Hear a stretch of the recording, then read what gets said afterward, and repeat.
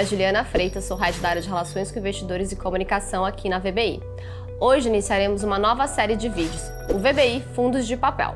Nela vamos abordar os fundos de crédito da casa e o RVBI, nosso fundo multi-estratégia. Para começar, estamos com o Ricardo Vieira, sócio da VBI e responsável pelo segmento de Real Estate Securities. Ricardo, antes de começarmos a falar sobre os fundos de papel, que tal falar um pouco sobre a sua trajetória? Bom, Juliana, eu sou formado em administração aqui pela Universidade de São Paulo, estou na VBI desde 2018, então são um pouco mais de 6 anos aqui na casa. Comecei inicialmente na área de Private Equity, na época a gente ainda não tinha os fundos listados, né? Foi antes mesmo até do IPO do próprio LVBI, que foi o primeiro fundo listado aqui da casa. Comecei trabalhando ali na modelagem dos nossos fundos de desenvolvimento, enfim, ali tive contato com todo o universo imobiliário.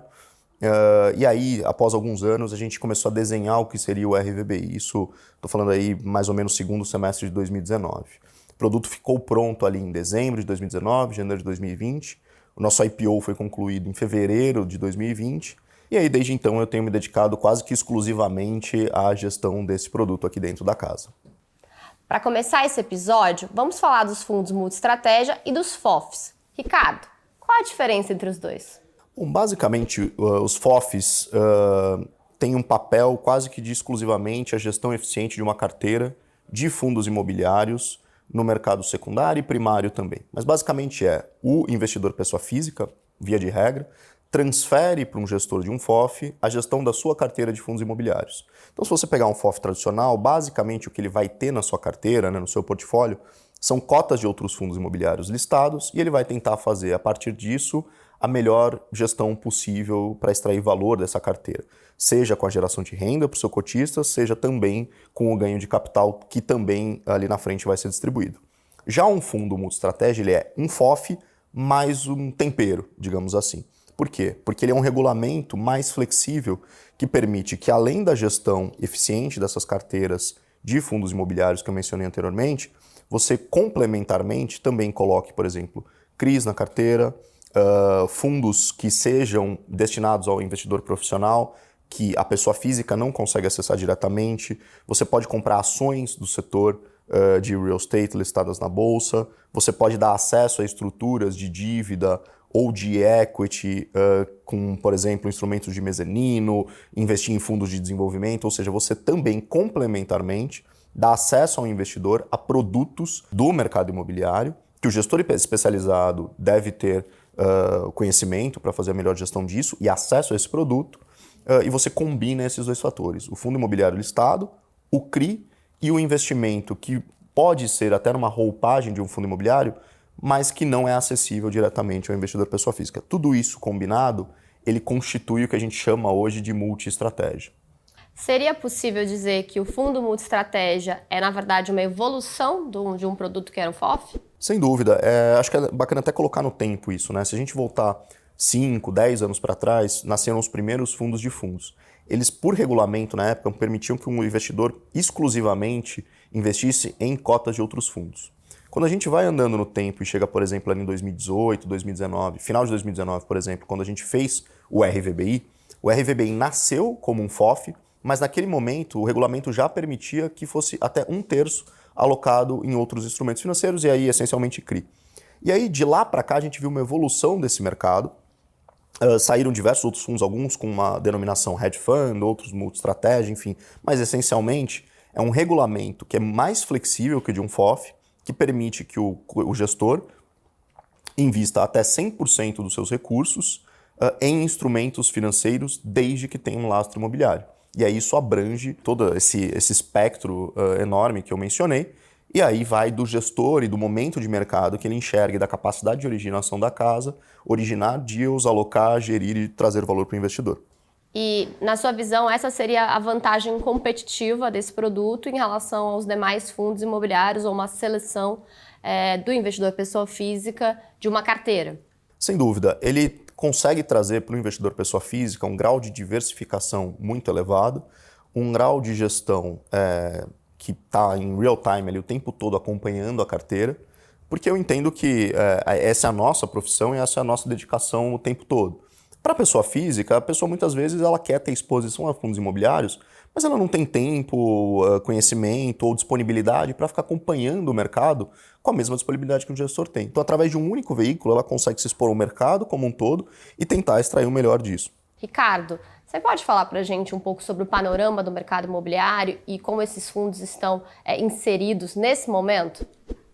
Bom, Ju, eu acho que é importante, assim como eu mencionei que ele é um multi-estratégia, né, ele consegue navegar de acordo com os diferentes ciclos do mercado, você sempre que olhar o fundo multi-estratégia, o hedge fund ou o FOF mesmo de uma casa, você consegue ver no portfólio dele, muitas vezes, a visão de momento que aquela casa, aquele gestor enxerga no contexto de mercado.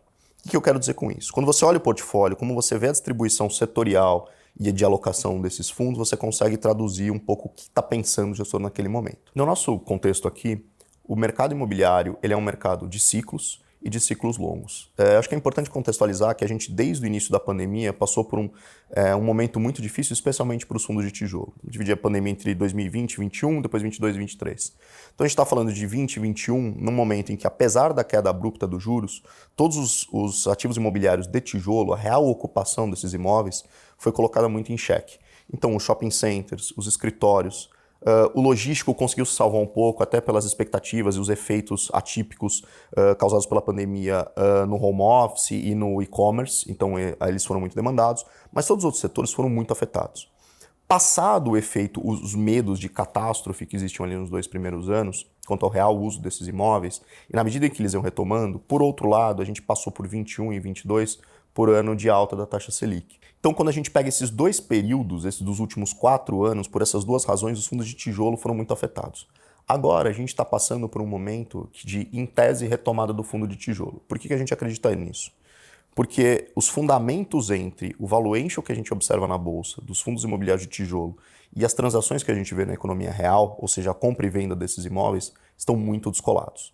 Isso combinado com o início de um ciclo de queda da taxa Selic e uma inflação mais baixa para os padrões brasileiros, né, abaixo de 4%, 5%, nos fazem crer que finalmente a gente está passando pela retomada do tijolo. Por exemplo, ano passado, depois de 5 anos, os fundos de tijolo voltaram a ter a melhor performance dentro do IFIX versus os fundos de papel. Por outro lado, eu vejo com certa reticência e acho que essa retomada pode ser um pouco mais longa do que a gente imaginava, e podem ter solavancos ali no meio, pode ser mais volátil. Quando a gente olha um panorama global, por taxa de juros ainda muito elevada nos Estados Unidos, um medo de inflação, a taxa de juros lá fora deve começar a cair só no segundo semestre, mas para o final desse ano. No campo doméstico, a gente está passando também por uma revisão das expectativas fiscais do governo brasileiro, né, do mercado em relação ao fiscal brasileiro, principalmente porque havia uma promessa feita anteriormente de que já em 2025 seria possível obter superávit fiscal. Isso, com a Lei de Diretrizes Orçamentárias encaminhada ao Congresso no mês passado, já ficou provavelmente para 2026, dado que ano que vem o esperado pela LDO está sendo déficit zero. Então, esse alongamento, a perspectiva de potencial deterioração das contas públicas por aqui faz com que, apesar da queda da Selic ali no curto prazo, a taxa de juros longa abra. Então, o que a gente está vendo já é taxa de juros nos vértices de 5 anos, 10 anos da NTNB, por exemplo, acima de 6%, batendo 6,3%, por exemplo. Então, isso reduz muito o fluxo de capital para os investimentos alternativos, para a renda variável e, naturalmente, para os fundos imobiliários. Então, tudo isso combinado nos leva a crer que essa retomada do tijolo tende a ser mais longa do que o esperado. A taxa Selic deve seguir em queda, mas deve terminar esse ano mais próxima ali dos 10% e talvez um terminal no ano que vem mais próximo dos 9% e se estabilizando a partir disso. Isso não é uma expectativa nossa, é a expectativa, por exemplo, que a gente vê refletida no Focus. E quando a gente olhava para projeções mais ou menos 6 meses atrás, elas eram um pouco melhores do que a gente está vendo hoje. Isso significa que esse ciclo positivo para os fundos imobiliários vai ser revertido? Não. Na nossa visão é que ele vai ser um pouco mais alongado. Por outro lado, isso nos leva a fazer o quê? Manter uma exposição relevante nos fundos de tijolo, algo como 40% e 50%, mas ampliar a nossa exposição aos fundos de papel. Porque nesse contexto tudo que eu expliquei, estar num fundo de papel significa que você vai ter uma remuneração mais elevada no curto prazo pelos seus papéis, né? Então a gente está falando de carteiras ali que estão rodando de ativos líquidos a IPCA mais 8, IPCA mais 9, muitas vezes IPCA mais 10, dependendo dos fundos um pouco mais high yield. Carteiras que têm um percentual alto de CDI são bem valiosas nesse momento, né, de exposição a papéis remunerados pelo CDI. Então, a gente pretende aumentar um pouco nossa exposição a papel, ficar sênior na cascata de pagamentos, né, dos projetos imobiliários e, ao mesmo tempo, manter uma alocação relevante em fundos de tijolo. E, de novo, fundos de tijolo com fundamentos imobiliários sólidos. A VBI sempre foi uma casa muito fundamentalista. O que eu quero dizer com isso? Quando a gente ainda olha para os fundos de tijolo no mercado, a gente ainda vê bastante comentários sobre os fundos estão descontados, seja em relação ao valor patrimonial, seja ao custo de reposição, etc. Eu vejo que existe sim, de fato, esse desconto, mas a gente valoriza muito mais esse desconto e vai focar nossa alocação em fundos que de fato tenham bons fundamentos imobiliários. A gente vê muita coisa especulativa que está descontada e que, na nossa visão, pode ficar descontada de forma permanente no mercado. Isso porque são imóveis em regiões que têm pouca demanda, o poder de barganha na negociação dos aluguéis segue muito favorável aos inquilinos, você tem alto risco de crédito dos inquilinos, pouca demanda por novas áreas. Então a gente deve focar nosso portfólio especificamente nos fundos de tijolo de boa qualidade e para que a gente tenha paz de espírito, dado uma retomada mais longa, para a gente ter tranquilidade de esperar uma real maturação desses investimentos, a gente deve aumentar nossa exposição aos fundos de papel, que nos dão um carrego mais tranquilo, uma diversificação maior, e deixar o nosso portfólio de tijolo concentrado em posições que a gente enxerga real valor imobiliário, que vão retomar na medida em que o mercado se recupere como um todo. Acho que vocês entenderam que para fazer uma boa seleção de ativos é necessário muita expertise e despender bastante tempo entendendo todos os impactos do cenário macroeconômico. Obrigada, Ricardo, e obrigada a vocês que assistiram o primeiro episódio da nossa nova série VBI Fundos de Papel. Até a próxima!